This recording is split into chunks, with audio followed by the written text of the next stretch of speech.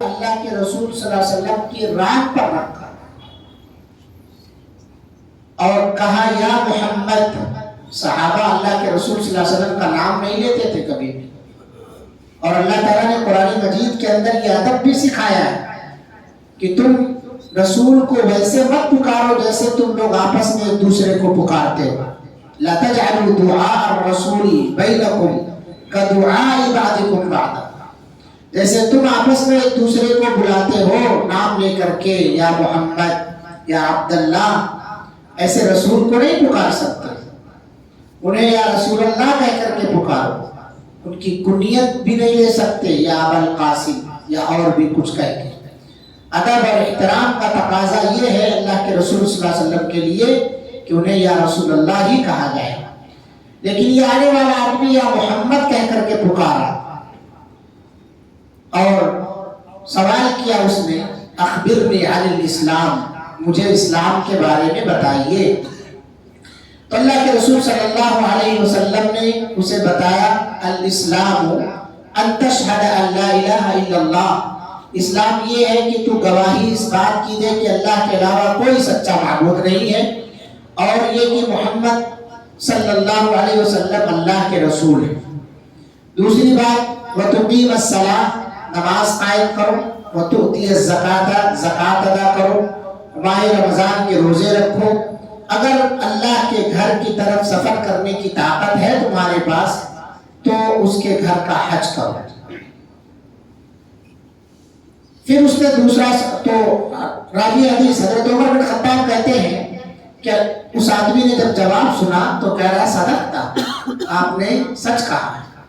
فعجبنا لہو، ہم لوگوں کو تعجب ہوا کہ یہ پوچھ رہا ہے اللہ کے رسول صلی اللہ علیہ وسلم سے، یعنی علم حاصل کرنے آیا ہے یا علم دینے آیا ہے. کیونکہ اللہ کے رسول صلی اللہ علیہ وسلم نے جب جواب بتا دیا تو کہہ رہا ہے کہ صدقتا، آپ نے سچ فرمایا. تو وہ سوال کی تصدیق کر رہا ہے تو ہمیں اس پر تعجب ہو گیا. پھر دوسرا سوال کیا، اخبرنی عن الایمان، ایمان کے بارے میں بتائیے. تو اللہ کے رسول صلی اللہ علیہ وسلم نے کہا ایمان کے جو 6 ارکان ہیں بتایا کہ اس ایمان یہ ہے کہ تو اللہ پر ایمان لا، اس کے فرشتوں پر، اس کی کتابوں پر، اس کے رسولوں پر، آخرت کے دن پر، اور تقدیر کی اچھائی اور برائی پر ایمان لا. قال صدقتا، پھر دوسری مرتبہ کہا کہ آپ نے صحیح فرمایا. تو ہمیں پھر تعجب ہوا کہ یہ پوچھ بھی رہا ہے اور اس کی تصدیق بھی کر رہا ہے. تو تیسرا سوال کیا، فاخبرنی عن الاحسان، احسان کے بارے میں بتائیے. قال ان تعبد اللہ کأنک تراہ فإن لم تکن تراہ فإنہ یراک، کہ تم اللہ تعالیٰ کی عبادت اس انداز سے کرو گویا تم اللہ کو دیکھ رہے ہو. اتنا کھو جاؤ عبادت میں، اتنے مست ہو جاؤ کہ تم اللہ کو دیکھ رہے ہو. اگر اس مقام اور مرتبے کو نہیں پہنچ سکتے ہو تو اتنا ضرور خیال رہے کہ اللہ تعالیٰ تمہیں دیکھ رہا ہے. یعنی ہمیں نماز میں غافل بن کر کے نہیں کھڑے ہونا چاہیے. کوئی بھی عبادت ہم کریں تو بالکل انہماک کے ساتھ کریں، ہم ادھر ادھر متوجہ نہ ہو. ایسا نہ ہو کہ نماز میں ہمارا جسم حاضر ہو باقی سب غائب ہو. نماز کے اندر بہت سارے لوگوں کو دیکھا جاتا ہے سیدھے کھڑے نہیں رہتے، کوئی نہ کوئی اوٹ پٹانگ حرکت کرتے رہتے ہیں، کہیں ادھر کو جانا، کہیں ادھر دیکھنا، کہیں ادھر متوجہ ہونا. کچھ لوگ تو پوری نماز بھر مسجد کا معائنہ کرتے رہتے ہیں. نگاہ سجدے کی جگہ پر رہنا چاہیے، اور وہ گھڑی میں ٹائم دیکھتے رہتے ہیں یا اسی طرح سے کچھ اور نظارہ کرتے رہتے ہیں. تو یہ سب چیزیں منع ہے. اس کا مطلب یہ ہے کہ آپ کا دل نماز میں نہیں ہے. نماز میں ایسے منہمک ہو جاؤ پتہ یہ چلے کہ اللہ تعالیٰ کو تم دیکھ رہے ہو. اگر یہاں تک نہیں پہنچ سکتے ہو تو دوسری کیٹیگری میں رہنا ضروری ہے. وہ کیا ہے کہ اللہ تمہیں دیکھ رہا ہے. اللہ سے ڈرو، اللہ تمہیں واچ کر رہا ہے اوپر سے جو جو بھی حرکتیں کر رہے ہیں. تو اللہ کے رسول صلی اللہ علیہ وسلم نے احسان کے بارے میں بتایا. پھر اس نے سوال کیا، اخبرنی عن الساعہ، قیامت کے بارے میں بتائیے ہمیں کہ قیامت کب قائم ہوگی. تو آپ صلی اللہ علیہ وسلم نے کہا، من مسئول عنہا بأعلم من السائل، جس سے پوچھا جا رہا ہے پوچھنے والا اس سے زیادہ جانتا ہے. یعنی اگر تمہارے پاس اس کا علم ہوتا تو میرے پاس بھی علم ہوتا اس کا. تمہارے پاس علم نہیں ہے قیامت کا تو میرے پاس بھی علم نہیں ہے قیامت کا۔ قال فاخبرنی علی علاماتها، اچھا یہ بتائیے کہ اس کی علامتیں کیا ہیں۔ یہ کون سا سوال ہے؟ سوال نمبر 4۔ فاخبرنی عن علاماتها، اس نے کہا کہ مجھے اس کی علامتیں بتائیے، یہ سوال نمبر 5 ہے۔ قال ان تلد الامۃ ربتها، تو اس نے آپ صلی اللہ علیہ وسلم نے فرمایا کہ قیامت کی علامتوں میں سے علامت یہ ہے کہ لوڈی اپنے مالکن کو جنم دے گی، یا اپنے بعض روایتوں میں ہے ربها، اپنے مالک کو جنم دے گی۔ وَأَتَّرَ الْحُفَاةَ الْعُرَاةَ الْعَالَةَ رِعَاءَ الشَّاءِ يَتَطَاوَلُونَ فِي الْبُنْيَانِ، اور تم دیکھو کہ قیامت کے قریب اس کی علامتوں میں سے یہ ہے کہ ننگے پیر ننگے بدن بکریوں کے چرواہے بڑی بڑی بلڈنگوں میں کوٹھیوں میں رہیں گے، اور رہیں گے ہی نہیں بلکہ اس میں فخر بھی کیا کریں گے۔ آج ہم دیکھ رہے ہیں اپنے ارد گرد اس طرح کے لوگ بہت موجود ہیں جن کو کھانے پہننے کا کچھ نہیں ہے۔ اللہ نے ذرا نواز کیا دیا ہے، لوگوں کو محلے میں جینا مشکل کر دیا ہے، دم کر دیا ہے ناک میں لوگوں کے، بس انا میں چور ہے بہت سارے لوگ۔ تو یہ اللہ کے رسول صلی اللہ علیہ وسلم کی علامت ہے، جن کو پھٹی چپل نصیب نہیں ہوتی تھی، آج جو ہے وہ دوسروں کو آنکھیں تریرتے ہوئے نظر آتے ہیں۔ فرمان طلبہ، یہ 5 سوال اور اس کے جواب، چلے گیا وہ آدمی۔ فلبثت مليا، عمر بن خطاب کہتے ہیں کہ میں ایسے ہی تھوڑی دیر ٹھہرا رہا، پھر آپ صلی اللہ علیہ وسلم نے یعنی سوچ بچار میں رہے، پھر آپ صلی اللہ علیہ وسلم نے کہا مجھے اے عمر اتدری من السائل، یہ جو سوالات پوچھ رہا تھا آدمی پہچانتے ہو کون ہے وہ؟ قلت اللہ ورسولہ اعلم، اللہ ہم کیا جانیں، اللہ اور اس کے رسول بہتر جانتے ہیں، کیونکہ وہ مدینہ کا باسی تو تھا نہیں۔ قال فإنه جبریل، آپ صلی اللہ علیہ وسلم نے کہا وہ جبریل تھے، اتاکم یعلمکم دینکم، جو تمہیں تمہارا دین سکھانے کے لیے آئے تھے۔ تو یہ حدیث پوری آپ کے سامنے جو پڑھی گئی ہے، جس کا ترجمہ رکھا گیا ہے، یہ حدیث حدیث جبریل کے نام سے جانی جاتی ہے۔ جبریل علیہ السلام دنیا میں یعنی زمین پر اللہ کے رسول صلی اللہ علیہ وسلم کو دین سکھانے آئے تھے۔ اس حدیث کے اندر جبریل علیہ السلام نے جو دین سکھایا وہ سوال جواب کی شکل میں سکھایا۔ پتہ یہ چلا کہ بعض دفعہ اپنے شاگردوں کو استاد سوالیہ انداز میں بھی پڑھا سکتا ہے، سکھا سکتا ہے، پوچھا جا سکتا ہے۔ جیسے ابھی درمیان میں آپ سے پوچھا گیا سوالات کتنے، تو جن کو خمودگی طاری ہو گئی ان کے کان کھڑے ہو گئے، کتنے نمبر کا سوال ہے؟ 5 سوال اس میں حضرت جبریل نے پوچھا۔ کون سے سوال کے جواب میں اللہ کے رسول صلی اللہ علیہ وسلم خاموش رہے، اس کا جواب نہیں دیا؟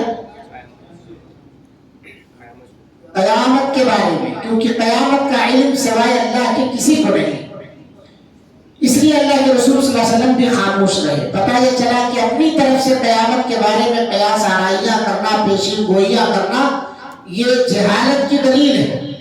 بہت ساری خبریں اب تک سنتے آ رہے ہیں، 2016 میں پوری دنیا ختم ہو گئی، ہو جائے گی، 2021 میں ختم ہو جائے گی، 2023 میں ختم ہو جائے گی، سب باقی کچھ بھی ختم نہیں ہو رہا۔ اس کا مطلب یہ ہے کہ یہ سب نجومیوں اور کاہنوں کی دین ہے۔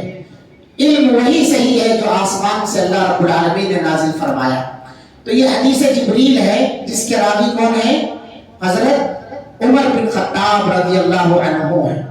دوسری بات اس حدیث سے جو معلوم ہوتی ہے وہ یہ ہے کہ اس کے اندر جو شروع کے 3 سوال ہیں، اسلام، ایمان، احسان، یہ دین کے مراتب ہیں، دین کے مراتب ہیں، درجہ ہے۔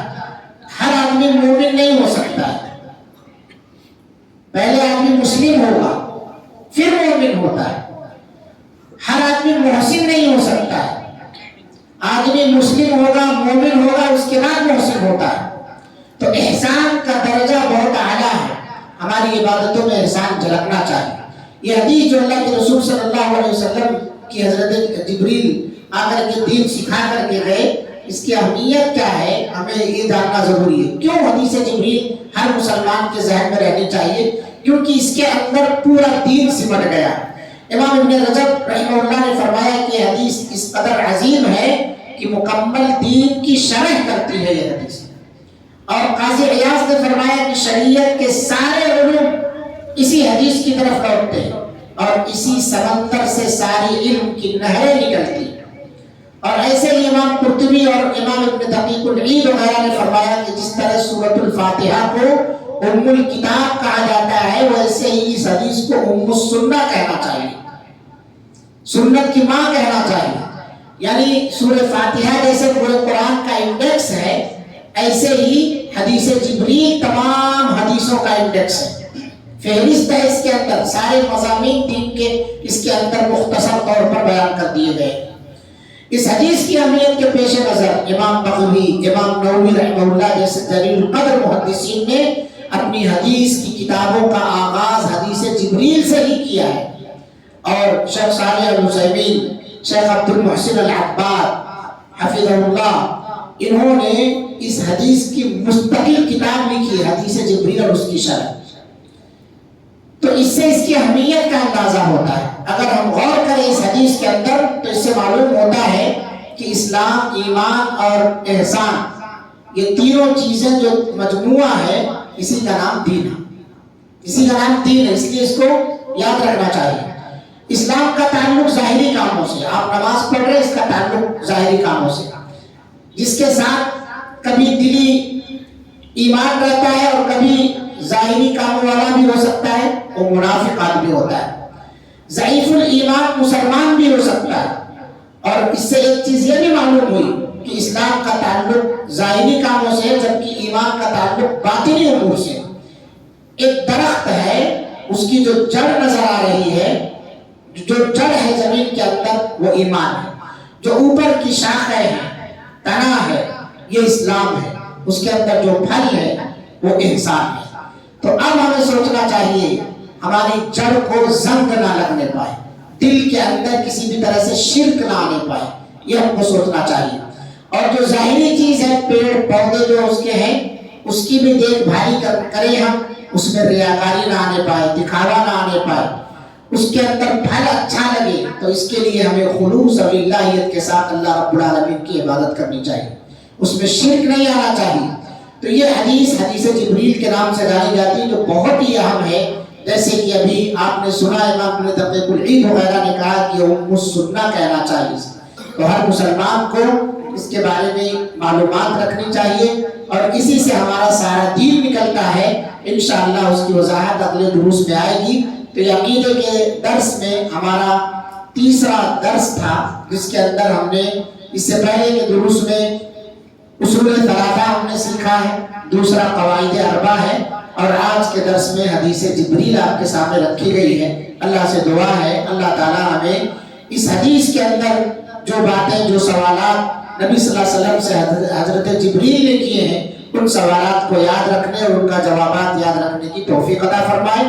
رب العالمین قیامت کے قریب جو علامتیں بتائی گئی ہیں، ان علامتوں میں ہم سب کو محفوظ فرما. بلڈنگیں بنا کر کے فخر کرنا، غرور کرنا، گھمنڈ کرنا، اس سے اللہ تعالی ہم سب کی حفاظت فرما.